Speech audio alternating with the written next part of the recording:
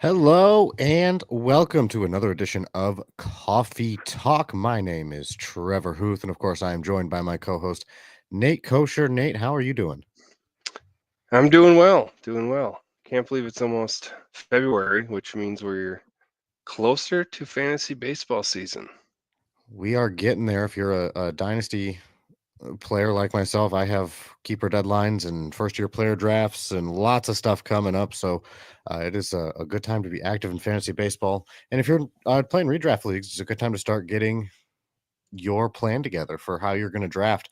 Um, at Pitcher List, it's a great time of year because It is. PitchCon is coming up. At the time of recording, PitchCon is this weekend. Watch out for the schedule. I'm not sure exactly when it's going to drop. I know it is not out as of right now, at least publicly, but it's going to be a lot of fun. And Nate, I don't know how much you've watched PitchCon in the past, but there's usually some really, really good stuff. Yeah, I have last couple of years since I have started at Pitcher List. Tons Mhm. of fun presentations, panels. Um, I was lucky enough that I did one last year. I think it was on relief pitchers, maybe, but there's Mhm. tons of good stuff. People from the industry and tons of people experts, and it's I looked it up. 44 hours of baseball panels and presentations, starting January 30th at 11 a.m. So Thursday. So if you like baseball, it's a good place to be. I remember the very Yes. first Pitcher List, bunch of years ago. It's not that many years ago. Maybe is this the fifth one? I don't know. But I remember the very first Pitcher List. I did a panel alongside Andy Patton, who was with the site at the time, and we talked to Alex Faedo, Daniel Lynch, and Tarek Skubal. So we had, That's yeah. awesome. So Tarek Skubal was on the first ever Pitcher List, and look at him now. Or the Yeah. PitchCon, sorry, and look at him now. No, that was a really cool conversation. I learned a lot from them. I really enjoyed that. And then I've been on all of them, I think, except one. I think I sat a year out, maybe 2 years. But I made my reappearance last year doing a segment with Nick right around the time we were talking about getting Coffee Talk started, actually. Um, and I'm going to be doing the same exact segment Awesome. again this year with him. So I'm really excited. It's a very fun one. I play videos of minor league pitchers for Nick, and he breaks them down live for the audience. Oh, that's cool. But they're the prospect pitchers, right? So they're pitchers that he hasn't gotten to watch a whole lot. I mean, he knows their names at this point, which is a complete evolution. When we first did it, it was before PitchCon existed, and he didn't know who any of them were. And I just went down MLB Pipeline's top pitching prospects, and he did that. And he was a big fan of DL Hall, and he said he liked him better than consensus top pitching prospect at the time, Mackenzie Gore. And Hmm. so that kind of launched. We do it. We just have done that sometimes, and now did it happen at last PitchCon? It's gonna happen at this PitchCon again. So look out for that. That's going to be a fun one. Yeah, that is fun. And some fresh new arms. Nick probably doesn't talk about or know as much Mhm. as the major league well knowns. So yeah, I could see that being fun. Yeah, I think it will be. So make sure to check that out once again, and check out PitchCon. Watch as much as you want. Look over the schedule, find the fun stuff, or the stuff that looks good to you, and make sure to tune in because it's a lot of good insight, a lot of good stuff going to be going on. I do have some other news, Nate. Yes. Yes. So I've been signed by the Dodgers, and I've deferred all the money uh, to 25 years in the future. So Yeah, starting 25 years from now, I'll start making a salary of $0, I was and I'm wondering going to play how zero many innings. years you have to Yeah. wait. So no, it's the Dodgers have been going crazy. They've been getting just about anybody they want. They signed, was it Tanner Scott recently, right after signing Roki Sasaki. Yep. So I mean, it's been quite the offseason for the Dodgers. Here's my question though, because there's the heated debate online. Are the Hmm. Dodgers doing something wrong? Are the Dodgers evil, taking advantage of a system? I mean, they got to be doing something. I don't know. What is your thoughts? Like, what do you think the Dodgers are doing? Are they doing anything wrong? Yeah, I mean it's a good question. So last episode we were talking basically, do the Padres? We thought the Blue Jays it wasn't going to happen. It was Right. down to the Blue Jays, Padres, Dodgers, and we thought we didn't want it to be the Dodgers, but we thought obviously they had a chance, maybe the Padres, and in the end, yep, it ends up being the Dodgers again. So I mean, it's sort of frustrating just because they keep adding everyone, and then like you said, I think it was the next day they get the top closer on the market too. Like I didn't even know they were in talks for Tanner Scott, you know, Yeah. and all of a sudden, oh yeah, now we're adding Tanner Scott as well to a deep cabinet of arms and relief pitchers they already have. Like there's probably 5 different people who could close for them. So I don't know if they're doing anything wrong necessarily, but it's I do find it annoying, and there's teams like the Twins here in Minnesota where they barely do anything, and some owners who don't spend any money, and then they on the other end of the spectrum it's the Dodgers. I mean, it's good that it gets press and it gets baseball in the sports world, the ESPN's people talking, and I think it might bring more eyes to baseball because people want to see them fail. Basically, when these super teams are created, well, let's see if they can actually do it. And many times it doesn't work out well. So Mhm. I think they're on to something in that they have a good organization, they have money to spend, a large market, but from a baseball fan perspective, it is kind of annoying. Like, are you kidding me? Like Sasaki, yeah, it's like okay, I can expect the Scott thing just was like the straw that broke the camel's back. Yeah. To Yeah, their I don't credit, they're know. trying to win. It's almost too much. Right. It is. To their They credit, they're trying are, to win yes, though, they right? are. Like that's part of this. So they're making moves that and other teams seemingly are not. I'm sure they're all interested in some of these players that maybe got priced out. I don't know, but they're making moves to win. They have a really good player development team. They have a really good scouting department, so they keep bringing in talent. They could have homegrown talent. I don't know that they will for a while, but they have some really exciting prospects that are going to be coming up eventually. If But they wanted to, they probably could, but that's yeah, not the route they're going right now. but now they have an embarrassment of riches. They have the luxury of getting to decide, what do we do? I mean, I hope they trade some of the prospects that once they get close and they don't let them land. I mean, they traded Diego Cartaya, we talked about, but he'd kind of Hmm. fallen from prospect grace. So they're a very smart organization all the way around. And I don't think anybody doubts that. And they are making moves to try and win. It's really, as you said, probably annoying for a lot of baseball fans.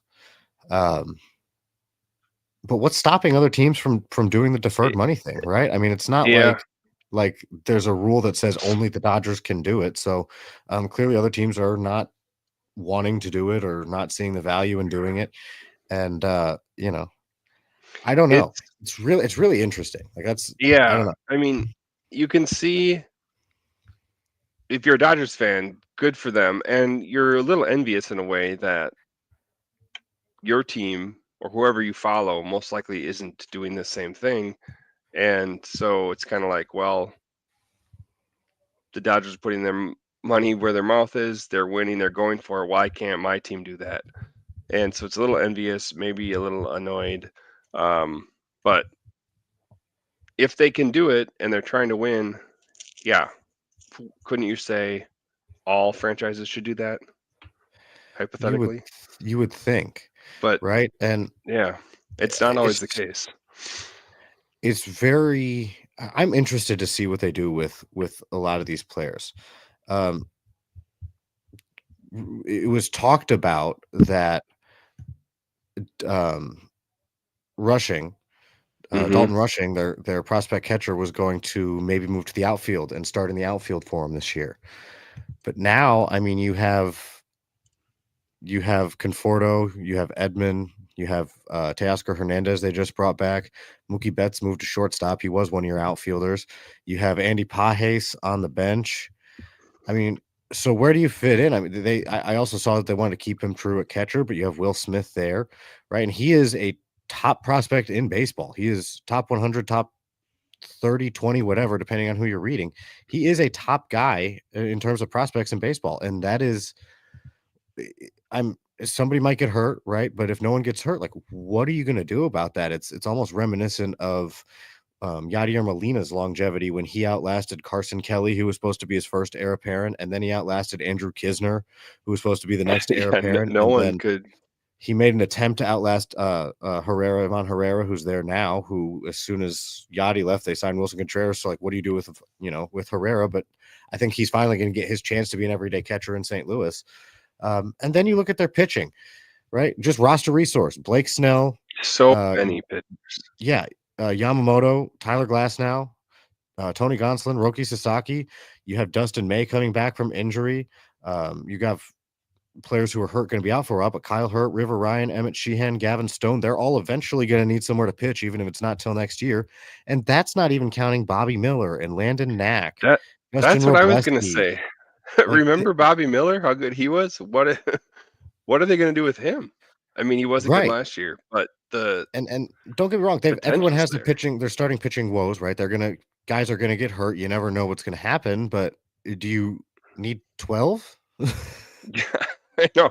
They have a basketball team of starters. I mean, that's about what you carry on a basketball roster for starting pitchers, and Right. it'll be interesting to see how that all falls into place. I did read one story about Michael Kopech. We had talked about him potentially with some arm fatigue or arm issues, and I thought, oh, that's why they went after Scott then, because they don't Mhm. feel maybe as strongly about him. But even if they didn't have Scott, they could have went to Phillips. Blake Right. Trinan's pretty good, and maybe some of the starters. So yeah, it'll be interesting at the very least. I think. Or you put Miller there, right? You could put Miller Yeah, in the bullpen, and he's got loud stuff, and if he finds a zone, that would work out just fine. I mean yeah. I don't even know how they're gonna figure it out, to be honest. And look, you can never have enough arms, right? It's not a bad thing that Yeah, they have all these arms. It just and I'm not sure that they care. They're an organization focused on winning championships, but it's almost a disservice to some of these players who could be competing at the major league right. level and I at a think high level. Because some of these guys, if you move them, they're going to be maybe in the middle of some rotations, depending on who they are. So exactly. at some point, Yeah, maybe doing a disservice to the players. But if you're the Dodgers, do you care? Because you're building teams that are going to hopefully win championships for years to come. Like you're getting stuff set in place for you to be a dynasty baseball team. Which, I mean, baseball's hard to win consistently like that because there's just such an element of who knows what's going to happen next. Right? Any day, it's the right. old adage. Any day, any team could go out and win. Now, granted, if we put together a team of like you and me and a bunch of our friends at Pitcher List and went out and played the Dodgers, we're probably not going to win ever. Nope. But I think they but might Major go League Baseball players, 162 and professional 0. baseball players, right? You'll win some games, and if you win games at the right time in October, there go the Dodgers. So, you know, Yeah. there's that I mean, element to it all, but they've done everything that they physically can to have a talent machine in Los Angeles. yes, 100%. And I mean, now they have, well, with Otani Betts Freeman, that's 3 MVPs, 3 future Hall of Famers, most likely. And separate from that, the rest of the guys who have made all-star teams, they're all-star quality. Almost all the starters are there. So it makes you think maybe the Bobby Millers, people like that, maybe they will trade them and clean it out a little bit and dangle some of those. I mean, I'm sure other teams would be very excited to get their extras. Just think, I'm sure other teams are calling, but I Yeah, mean, if you're the Dodgers, do you sell them just because you have them? What do you need? What are they trading them for? What do you need? Are right. you going to restock your farm system? You got a good farm system already. I mean, It it's is. Yeah, it's ridiculous if you actually sit and look. I'm going through the roster with you. It's crazy, but so just good for you know, them if you cheer for the Dodgers, right? It's yeah. exciting. Just as an example, right? recently put out a top 600 dynasty prospects on Fantrax, myself and Wes Hughes. And if I go to my personal rankings of top 600 that I contributed to this, the Dodgers have prospect number 9, 31, 35, 62, 94, and then, if you want to count it, 107 right after that. It's not like they're hurting. I mean, they're all hitting prospects, but they have that's pretty pitching good. for days already. So, like, so what do you trade for, right? Like, what are you actively trying to get by trading these guys? It's almost worth holding them just in case you have a barrage of injuries, like tends to happen. I mean, Tyler Glasnow is really, really good when he's pitching, but we've talked about he's a little bit fragile. He gets hurt a lot. So, is it worth keeping these guys just in case you have that barrage of injuries? And it probably is, right? You can never have enough arms. Keep saying it, but it's true. Yep. So they may revisit roles, right? If they need to fill in bullpen roles, they might just call on one of those guys. There's a lot of options. And I know trading seems like the biggest one, but my main pushback with that is, what do you go for? What are What are they you trying to asking gain? teams for? Right. Like, how do you Yeah. improve your team by trading them? You really, I mean, I guess you add prospects, but what are you going to use the prospects for? There's no room for them. Yeah. I mean, I don't that's a good question. It's a very good question, Trevor. I don't have the answer to it. I don't think anybody does. The Dodgers know the answer. They know what their plan is. They have all the plans in mind. And if you're a Dodgers fan, you should just, I mean, trust the front office. They're doing pretty well, it seems like, overall. I mean, obviously players want to go there. They have no problem being part of this talent machine that they're putting together. So Right. certainly an interesting, I don't even know what to call it. It's not an event, but an trend happening No. Yeah. in Los Angeles. I mean, they're just getting everybody that they want. It's almost like they are a really good college team doing recruiting, just pointing, going, you, and you, your Dodgers, you come here, and the rest of you can go somewhere else. Yeah, it is almost like a major college football program or something, and they're just pulling in all the 5-star recruits. Yeah, Nick Saban rolling up, going, I want you, and you. Let's go. You're gonna come play It's for just us. right. Like, I don't. It's crazy. It's honestly fun. Look. As annoying as it is, I'm gonna go out on a limb. This is fun to watch, right? I want some of these guys on my favorite team, sure, but this is almost unprecedented. It probably is unprecedented in the I would history of say it is. baseball, Yeah. right? So we are seeing baseball history in one form or another. And yeah, if this is baseball's first super team, that means other teams will follow. I mean, remember the Boston Celtics? I think they'd be the credit for the first super team when they put together Garnett, Pierce, and Ray Allen. Yep. And all of a sudden, teams started following suit. Then all of a sudden, we got to see LeBron, Wade, and Bosh, and teams put together. And then it was. I'm It kinda sure there's became the ones in norm. between, but the ones I remember, Yeah. right? But then you have Curry, Thompson, and Durant, right? So we Mhm. might see teams follow suit. I don't know if there's any stars left. They might all be in Los Angeles at this point, but we're going to start seeing teams maybe trying to follow suit, going, hey, we're going to get our farm system right. We're going to get our development right. And then we're just going to go after free agents and have something to compete against the super team on the West. I think it helps they're in the market that they are.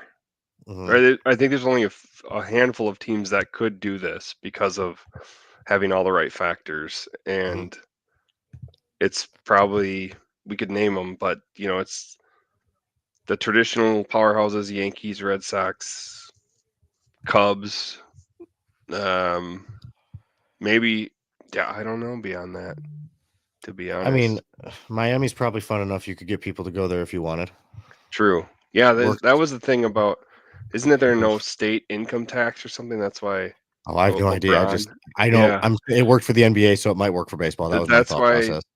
it's I think it's that's one of the reasons it's a marquee, free agent NBA destination, Mhm. but I mean, the Marlins are far away from that. And that's not, but if you're talking about destinations where maybe you could pull together, it's right, probably one of them.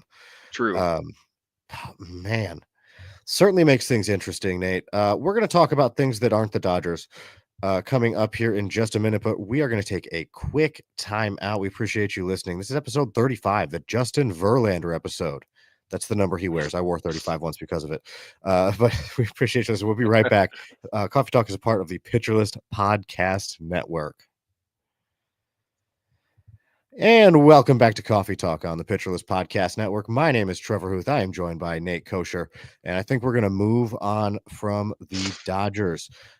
Yes. So a couple more signings that we want to talk about. Anthony Santander just signed.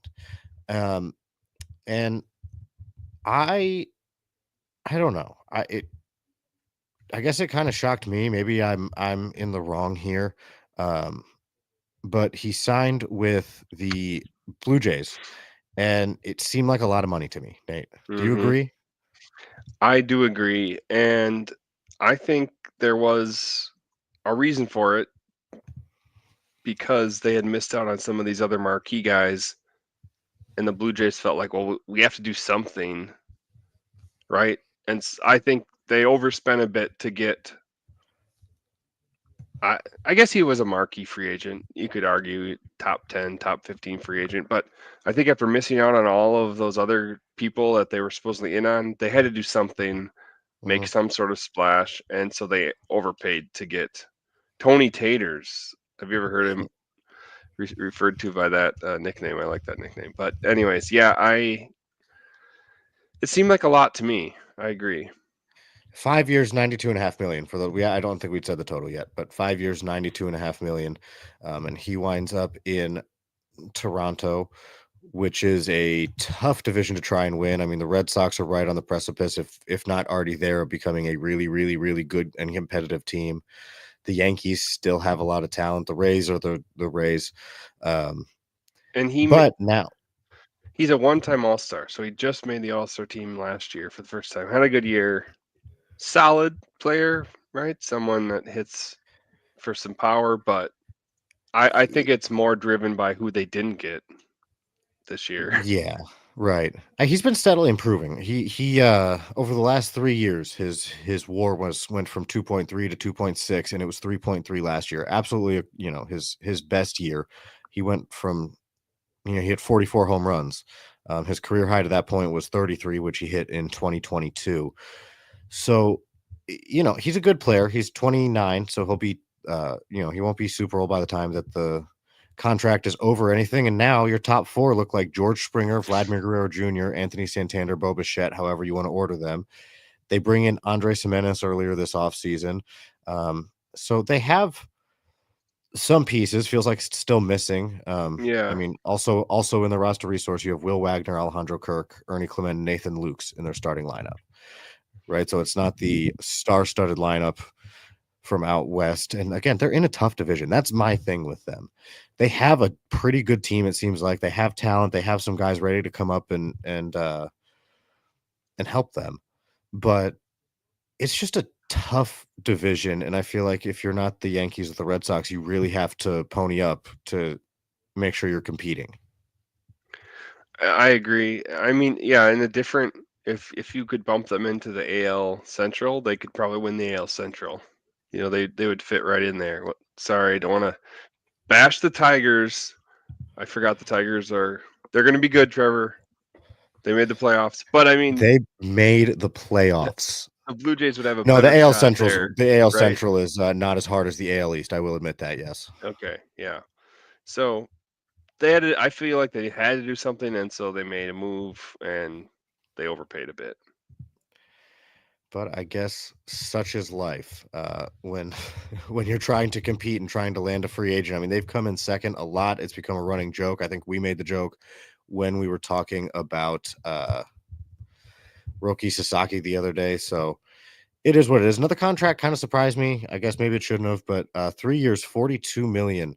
Jerkson Profar goes to the Atlanta Braves. Do you like that? Actually, no. And I think I like this worse than the previous deal with the Blue Jays and Santander because if you look at his stats, he's another player who I would argue he hasn't even been as good pro far, and he had a career year last year. I need to look up how old he is. I think he is 30 or 31. something like that. But I feel like in fantasy and in real life, I don't think he's going to be as good as he was last year. For fantasy, I would definitely stay away. Um, he's going to be 32 years old when the season starts. So last year, he eclipsed his highest home run total, his most RBI, best slash line. I don't think he's going to match that, and I don't think he's a good player. He's not a great player, Hmm. and I definitely wouldn't expect for fantasy that he's going to match that. Um, he the Braves, he can fit in somewhere with the Braves. He does have kind of flexibility. He can play in a few different places, but no, I didn't really like that one either. Would it make you feel better if I told you, or I guess even reminded you if you already knew this, that Jurickson Profar used to be the number one prospect in baseball? Yes, I mean he that's always something, right? Like there's always, I guess, the dream of the tools. The You know, year was 2013. it's kind of like Brian Buxton or Byron Buxton, and like every year, yeah, this is going to be the year. But I mean, we've seen enough from Profar that he is what he is at this point, and I don't think he's going to touch those numbers that he did last year. So just for fun, okay, the Hmm. top five, according to MLB Pipeline in 2013, when Jurickson Profar was the number one prospect in baseball. Number one was Profar. Number two was Dylan Bundy. Number three was Oscar Taveras, rest in peace. Number four was Will Myers, and number five was Taiwan Walker. Okay, so I'll give you, out of those five, he's had the best career. There's a number of. I It's love looking interesting to back do at these. those. I love looking back at Yeah, random years for prospects. I mean, I mean, um, yeah. Bundy, average. I mean, he had a career, but that's crazy that group of names. Oh, how about this one? 2017, the top five. Are you ready for this? Let's do it. Number one is Andrew Benintendi. Number two, Yoan Moncada. Oh yeah, I can't say healthy ever. Number three is Gleyber Torres. Number four is Dansby Swanson, and number five is Ahmed Rosario. That's a better group, I would say. It's great. Than So when we talk about trading prospects, right? This is what you mean. It looks great to this. have these prospects, but when you look back, I mean, a lot of these prospects don't seem They to don't work hit. out as well. Yeah. Sometimes they do. 2019, Vlad Guerrero Jr., Fernando Tatis Jr., and then Eloy Jimenez was third, Victor Robles fourth, and Royce Lewis fifth. But sometimes they do work out, right? Those top two are really good in that class. Um, and not every class is built equally if you're a person who likes to look to prospects for this. But anyway, that was a giant tangent off of Jurickson Profar's new contract. And what I meant to ask, and you'd answered it a little bit, is do the contracts of Anthony Santander or Jurickson Profar and their destination, do they make you more interested in for them in terms of redraft fantasy baseball leagues? You mentioned Profar is probably a no, but what about Santander? Hmm. Oh, that's interesting. Um. Or even do you think it positively impacts their fantasy value? Yeah. So the you could argue Profar with the Braves, it's an even better lineup than he had with the Padres last year. Um, I think the Orioles lineup was probably better than the Blue Jays. So I don't know. I don't know. What is it? Rogers Center, the Blue Jays, Mm-hmm. where they play. I don't know if that's a hitter's park or not. I'd have to look that up. I don't know off the top of my head, but I don't think that the roster's an upgrade. Okay. And that's for Profar? Oh no, Yes. that's for Santander rather. Sorry. Well, Um, Santander, oh, but for both. also no. Sorry, Profar roster is an upgrade. Santander it is not. I don't think. Okay. So then would you draft Santander higher at all, do you think? I mean, look, he's coming off 44 home runs, so I think his value is going to increase off last year anyway. Yeah, But would you add more, do you think, for him being the Blue Jay? I know you kind of answered that already. I don't think I would. I think Santander's still a guy that I'm veering away from, but I that's don't just love. me.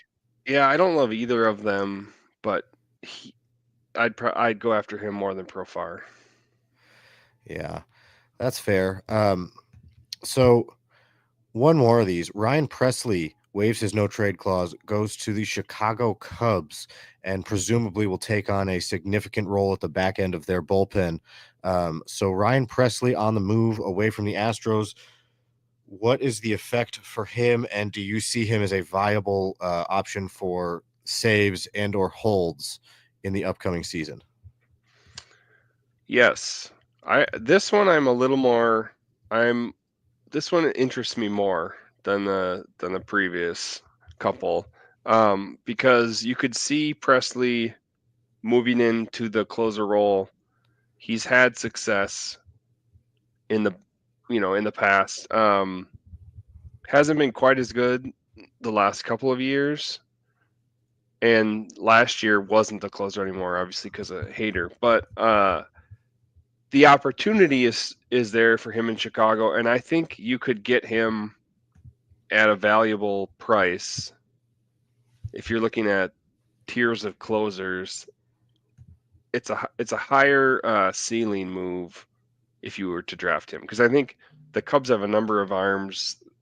We had talked about Porter Hodge. We were excited about him, and Nate Pearson. I remember we were talking about last time.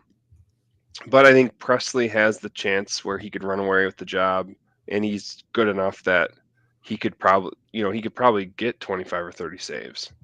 Mhm. The possibilities there. So that one would be one am still I'd still keep an eye on. I wouldn't draft him. He's not quite up in the upper echelon of relievers, but he's probably that next level down. Yeah, Roster Resource has him as the closer with Porter Hodge as the setup guy for whatever that is worth. So yeah, I think you do eventually go get Ryan Presley if you need saves. I don't think you have to jump after him like you do some of the big names. And if you didn't see the trade, the Cubs sent back a 20-year-old pitcher named Juan Bello. He is coming off of a year where he pitched in Single A, just shy of 90 innings. 3.21 ERA, 9.13 K per nine, 2.81 walk per nine. So all pretty good stuff. I mean, that is, again, just low A. I don't know a whole lot about him per Baseball America. Yeah, He's got a low 90s fastball, a low 80s slider, and a changeup. And um, it looks like he leans on his secondaries according to the Baseball America write-up. So not anybody you have to worry about for redraft. So we don't necessarily need to touch on him, but he was what the Cubs sent to Houston in return for Ryan Presley. I hadn't actually even seen who they were sending, just that Mm, Presley was on the move. But that, yeah, in summary, that one I would keep an eye on. absolutely. And the second time that these two teams have made a trade this offseason, obviously the Kyle Tucker trade happened earlier, and I was just clicking around on Fangraphs, looking at stuff, honestly, just trying to get my 30 team dynasty set up, looking for, random other players that I might be able to add in. And Hmm. I noticed something about one of the players that Houston got back, or something popped up. One of the players Houston got back, Hayden Wesneski. He's a pitcher, should join Okay, their yeah, I know him. rotation. And in one of Jeff Zimmerman's Mining the News, Wesneski will be a starter, and they said they already found some adjustments for him. And the only reason I'm bringing that up is because if you're in redraft leagues and you're looking for potential starters later in the draft, Wisniewski was a guy I liked a lot as a prospect. He started with the Yankees and then went over to the Cubs, and uh, He's had I some think I'm not. success. He's had some success. I think I'm not missing a team, but he went to Cubs and now obviously the Astros. But Astros are pretty good with pitchers. We saw that with Yusei Kikuchi as just one example. Everybody thought they got fleeced with the prospects that they gave up to acquire uh, Kikuchi, and he turned out to be really good for half a season. Um, which whether they win the trade or not, that's not what I'm saying. But they do seem to understand how to make pitchers good. So um, I would be buying into Wisniewski late in drafts if he's still there, depending on what his price is. I don't know where his ADP is at while I'm saying this, but just Yeah, with that little tidbit, that's enough for me to have confidence in maybe Wisniewski's going to have a pretty good year.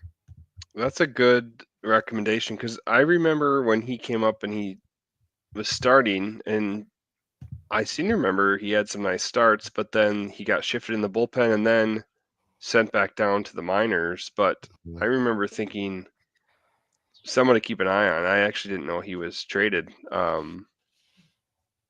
Let's see. Yeah, he debuted at the end of the 2022 season and put together, let's see. He had 3 quality starts for the Cubs the last month of the 2022 season. So, Mhm. I like that one. Yeah, I think he was. I want to say the Anthony Rizzo trade, but it's been so long that I don't remember. But yeah, he definitely has some upside there that I would buy into, Nate. And I think right now what we should do is take a quick time out. We come back. We're going to spend some extended time talking about guys in the updated top 100 from MLB Pipeline. I will talk about my top 600 and some guys that I can pull out of there. I'll use my personal one, or we can use the Fantrax one, whatever works. But please do check that out. Wes Hughes and I worked hard on that. We ranked Yeah, 600 600 prospects. is that's Um, crazy. I started to look at that. That's the list, It's Trevor. a lot of guys. It was a lot of fun, and it was not easy. I'm not gonna lie to you. Like, I thought it might be easy because once you get down to a certain point, it's like it could be anybody, so who cares? But that's not really the case. I mean, it could be anybody, but like you really want to put out some names that you really think are going to be relevant. So please do check that out. That's on Fangraphs. Again, Wes Hughes, I'm going to shout him out one more time myself, put that together. So we're going to talk maybe some prospects that could help you out in redraft leagues this year coming up. But right now, we're going to take a quick time out here on Coffee Talk, part of the Pitcher List Podcast Network. And welcome back to Coffee Talk on the Pitcher List Podcast Network. My name is Trevor Hooth. I'm joined by Nate Kosher. And now that we're caught up on all of our transactions in Major League Yes, Baseball and indeed. all of our PitchCon excitement and that all that happening. Let's talk about some prospects. We know I love prospects. I know I'm doing a redraft podcast. Hard for me not to talk about prospects. That's kind of just what I do. So we're gonna let that sneak in. And Pipeline just released their top 100. A lot of places are doing that. I saw Keith Laws just came out. I think Kylie McDaniels is going to come out soon. Baseball America just dropped theirs. They also dropped a 150 dynasty list and the top 500 dynasty players. Um, uh, Ooh, I mean, if nice. I Baseball America is one of the places I go to. I enjoy their writers and how they talk about the game. I think it's great. So, um, and of course, the top 600 on Fantrax is out as well. And again, these are just prospects. So I say we just pull up this MLB pipeline list, Nate. I think that's the one that we'll go with, and we'll Yeah. see if there's anybody who could help us immediately and people you want to pay attention to. Number one is Roki Sasaki. Yes, pay attention to him and draft him. Yeah, that actually surprised me. For whatever reason, I wasn't thinking of him as a prospect. Like when I saw the list, I'm like, well, duh. But so internationally, he also counts, I guess. He does, yes. And technically, if he wins Rookie of the Year, the Dodgers will get a draft pick for it, I believe, is how that works. Because he is technically a prospect, right? He has not played. So that's how they all Shohei Yeah. Ohtani was a prospect when he came over, all that stuff. So Sasaki, yes, pay attention to him. Roman Anthony at number two, definitely somebody to pay attention to. He, I believe, should be up at some point this year. And before Sasaki was the top prospect in baseball, actually still is my number one prospect for dynasty leagues over Sasaki. So I love Roman Anthony. And I think this is somebody who could be a very good baseball player and a very good fantasy player. Yeah, and he he should see the bigs this year, right? He should, yes. I don't know if it'll be as right away. They have some depth in the outfield. Like Christian Campbell is number 7 on this list. He should see the bigs almost right away. Like there's not Yeah. a whole lot stopping him. What's stopping Anthony right now is that you have Yoshida, you have Wilyer Abreu, who just won a Gold Glove. You have Rafaela, who they gave a pretty big extension to, so they're going to want him on the field. And I'm forgetting the big one that you're definitely not moving out of your outfield, but they have, you know, they have a very full outfield, is my point. And Jaron Duran, that's what I'm forgetting, is Jaron Duran. Oh, of Um, course. Yeah. so where are you going to put Roman Anthony, an outfielder? You can move Rafaela maybe to shortstop. I think that might be what they do once Roman Anthony's ready, and then you have Christian Campbell playing second base, maybe. But they have some options coming up. They're going to have to make some decisions, but certainly Christian Campbell and Roman Anthony, teammates who are in the top 10, who should be up this year to help you. Another couple guys, Dylan Cruz, Jackson Jobe. I know we've talked about some of these guys before. I'm not trying to gloss over them. Like, we know these guys are going to be good. I think it Yeah. almost Yeah, behoove us to go to the back end of the list and start there and work our way up. And now that I say that, oh my gosh. So Noah Schultz, I'm so sorry. He's not at the back end. He's you number I just passed him and saw he's his name. He's number 16 on here. 16. Yeah, you better talk about him more. Maybe every episode we give a Noah Schultz. Okay, Or but did I text you the update? I'm pretty sure I did. I saw there was a tweet that somebody said Noah oh, Schultz is that's right. still Yes. growing. He is up to 6'10" and like 240 now. Yeah, that was That's all. crazy. I'm not gonna push my Noah Schultz agenda any more than that. But for those wondering, I have him at number 5 on my dynasty list. I'm not gonna push that anymore though. Just Yeah. thought that it's worth noting he's now going to be listed at He 6'10" because why not? Um, Watching him pitch, I mean, he's a specimen, and uh I can see why you're excited about him. Absolutely. You So want to talk about another big pitcher? keep your eye on him. 6'7" is what he's listed at. Jacob Misiorowski with the Milwaukee Brewers, number 100 on Pipeline's update. Could be up this year. I have seen he's not going to start. If he's up this year, they may make him. They may take the Corbin Burns path with him, where he's a reliever for the first year, year and a half or so, and then they put him in the rotation. Um, Yeah, big stuff, loud stuff. Um, walks a lot of guys. exactly. I was reading about him this week because I was thinking I saw in my big deep dynasty league someone put him on the trading block, like Mhm. freshly onto the block. And I had heard about him, but I went to read more about kind of what's going on currently. Yeah, and exactly like you said, crazy stuff with the fastball. He's got, let's see, It's a big touches. fastball, big slider. Yeah, exactly. Touches triple digits. Slider might be just as good of a pitch as his fastball, but the control is the issue. Which, putting all that together, makes you think: is this a future lockdown closer or a big time reliever, or is that where he'll end up because of the control? He But might be. He really might be. it, Um, it's something to monitor. I Top mean, look, end we're talking talent. just to put numbers out there. We're talking a 30% strikeout rate, which is insane, and a 14% walk rate, which is not good. No. But he had a 2.55 ERA. That was 17 innings in AAA. So a 3.50 ERA in 79, almost 80 innings in AA last year. And it was the same numbers across the board, whatever level he was at. It was about 30% strikeout rate and about 14% walk rate, give or take, a few tenths of a percent one way or the other. But it's that's what it is. It's strikeouts, it's walks, and he may limit runs. I think the same conversation could be had. I don't know if he's on the top 100 list off the top of my head, but Emiliano Teodo with the Rangers, another super loud fastball, throws really hard, strikes out a ton of guys. Teodo had a 30% strikeout rate in AA and a 14% walk rate, but he had a 1.98 ERA. So these guys wiggle out of it because they can get whiffs. But Yeah. the question is, does it work as a starter long term? And once they get to the bigs, will that become a bigger issue? Mhm. What their current profile won't translate as well, and then it could go sideways. Yeah. For the record, I have Jacob Mizorowski 125th um, on my top 600 dynasty rankings. The command thing really worries me. I know he's pretty close, and I know he'll have a good role, which is why he's still near 100. But I don't know. It I didn't really want to put him inside the top 100 because I just don't know if he's going to be a starter long term, and I wish I could say for sure one way or the other. Yeah, that's fair. Some other guys that you might want to look into: Kevin Alcantara sitting at 90. I believe we've talked about him before. He would have Hmm. also come over in that Anthony Rizzo trade with Hayden Wesneski. Which I adore Kevin Alcantara and his tools. He has such loud tools. Those guys don't always pan out, but he could be a really, really good baseball player. that's what I was gonna say.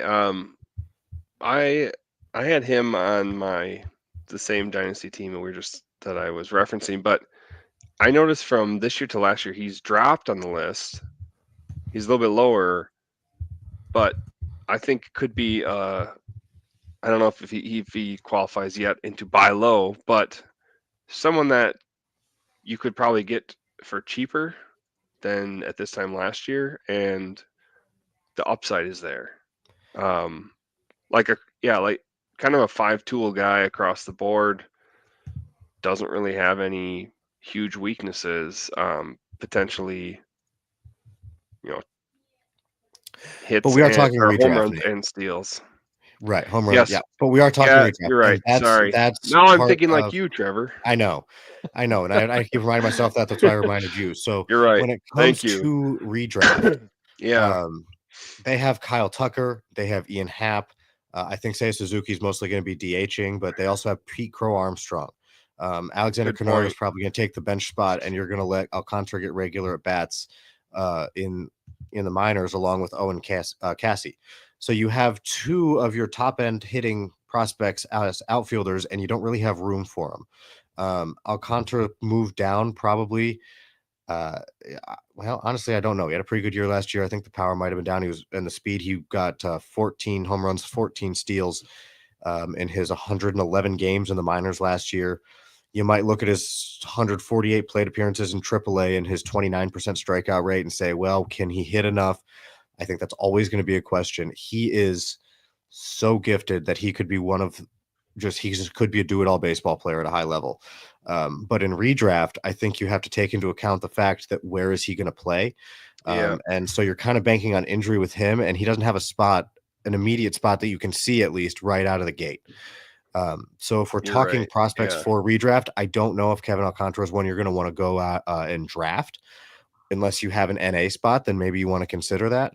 But he should be up at some point in 2025. I just don't know if it's early enough to warrant him being somebody you go after in drafts.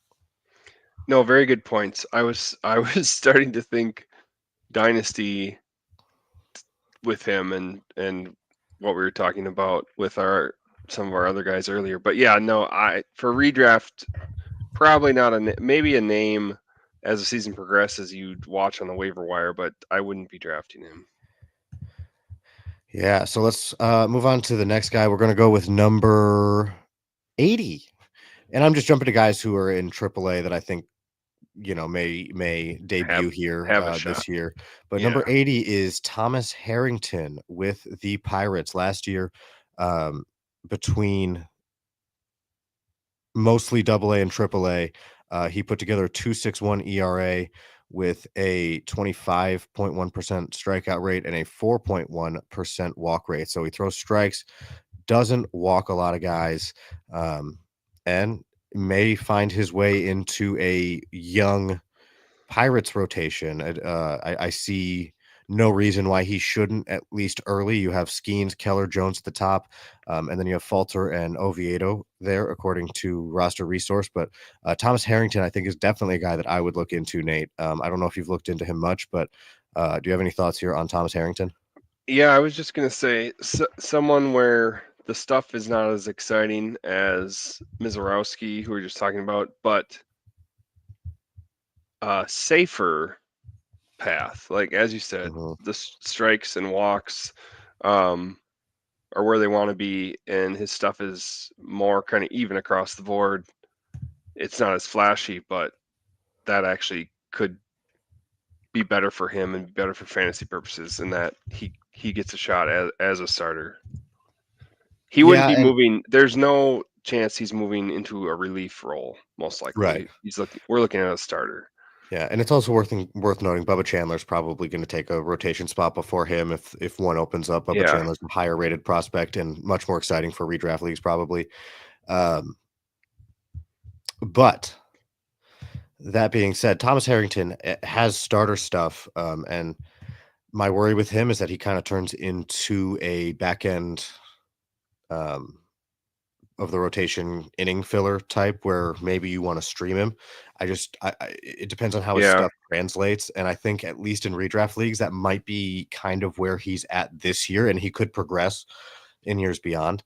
Um, but I'll tell you who I'm really excited about, Nate, and that's this next guy that I'm gonna bring up. He's number 78 on this list, but he's a guy that I have been trying to buy and hadn't I don't know, I've been not been having great luck, but that is Caden Dana with the Angels. He should have a chance to join that rotation immediately.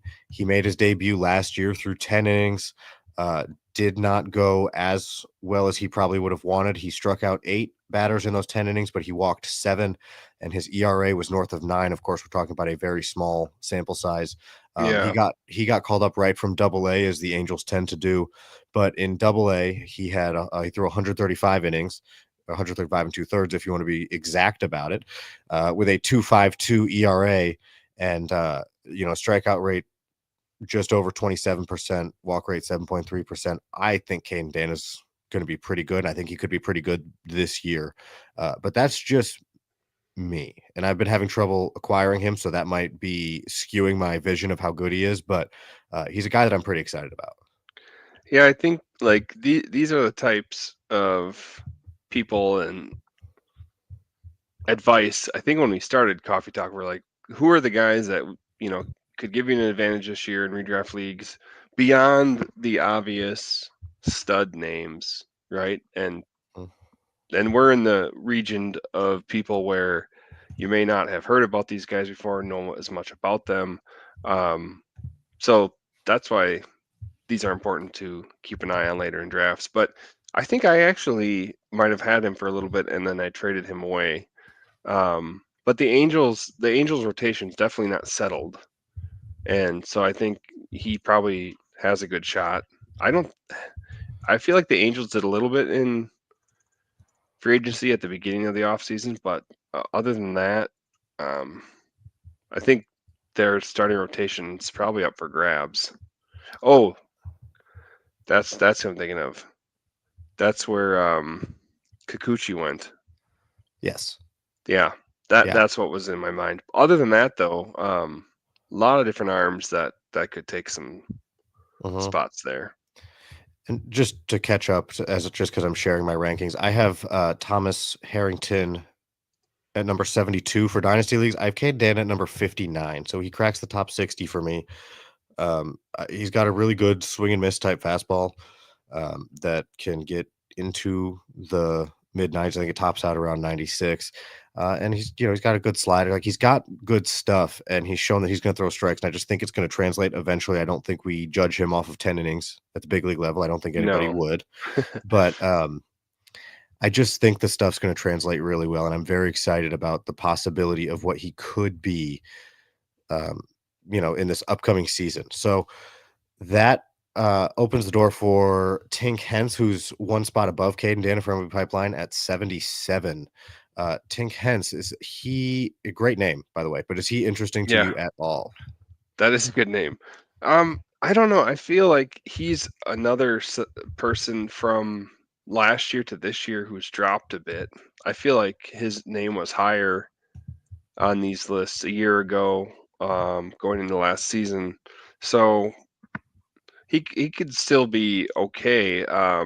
But has he? I'm trying to think if he has not played in the bigs at all yet, has he? He is not, but he was added to the 40-man roster this offseason. Okay, so I know he's had injuries, which could be part of it. Mhm. But I don't know. I don't know I how mean, I feel look, about in him. in Double A last year at 21 years old, he had a 12.31 K per nine with a 2.71 ERA in 79 innings.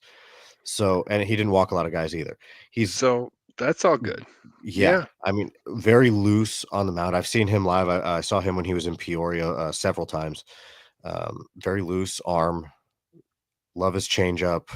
I think he's got a lot of starter traits. I think he's going to be pretty good.